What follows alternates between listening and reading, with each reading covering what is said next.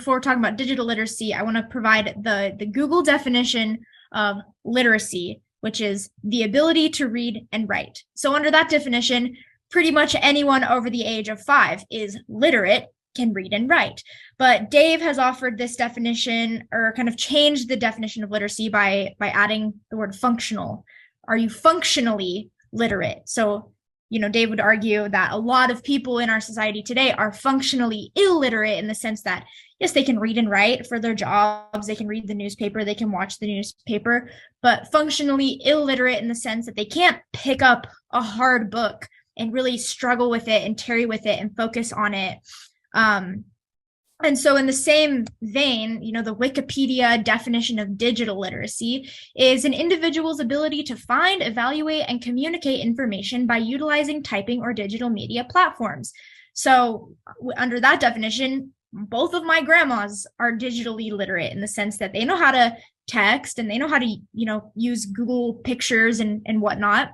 But in the same way that we're not really considering someone to be totally literate if they can't really struggle with and understand text, we want to work with a new definition of digital literacy in the sense that it's not just being able to use the technology, but it's being able to understand the digital technology, critically understand it, how it affects our lives, how to use it in a beneficial way, how to avoid using it in negative ways.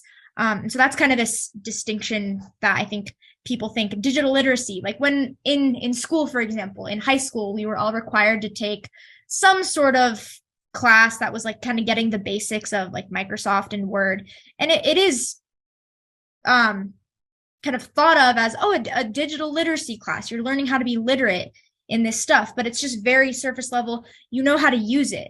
I've never been given a class on, using technology that actually goes into the philosophy of the technology or really makes you think about why we're using this technology, how we, used to go about, in the instance of Excel or Word, how we used to go about typing information and organizing information into spreadsheets. We never have this greater understanding of our historical relationship to what we're doing, and then in relation to other modes of technology, other mediums. And so that's what we want to focus on in this class, is not just, do you know how to use it, but do you understand why you're using it and how you're using it? I also want to really quick go back to this conversation about kind of the global community that is brought about by this technology, because something that Neil Postman offers in this discourse that I think is really interesting is he talks about this difference between, where people's focus was in the age of typography and the age of, like literacy, and where everyone especially he's mostly focusing on the United States during like the 17th through the 19th centuries. But there was a time in the age of typography, the typographic man, where everyone knew how to read. Everyone was reading books, the pamphlets, the newspapers. Everyone was kind of following the local discourse. And so everyone had this deep, rich understanding of what was going on nationally, sometimes, especially in the case of like the Lincoln Douglas debates, where they were going all over the country giving like 3, 4, 5, 6, even 7-hour lectures and debates. And people could follow that. So that was kind of the extent of the national connection and the national discourse that people followed and had a grasp on. But mostly people knew what was going on locally. They were very locally connected. Everyone had this basis in the text, in the news. The news was relevant. Whereas with the introduction of the telegraph, now all of a sudden someone in Maine could communicate with someone in Texas, and Postman, posits the question of, well, why do people in Maine and Texas really need to communicate with each other? Why does someone in Texas need to know about the shooting that happened in Maine or the robbery that happened in North Carolina?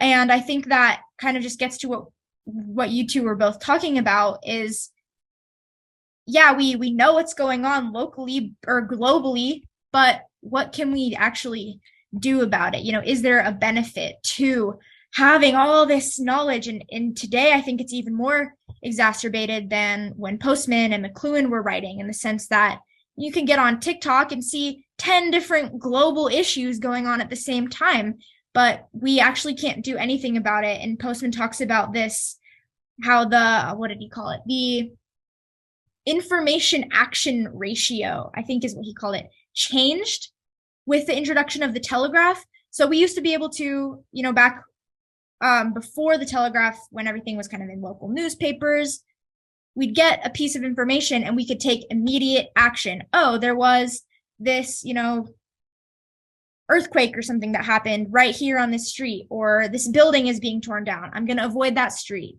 Whereas, oh, this thing is happening in Maine, this thing is happening in the UK, this thing is happening in Australia. Okay, that doesn't change anything radical about my day. And so I just think that was like kind of an interesting contribution to this is, and then how is that shaping us in our psyches?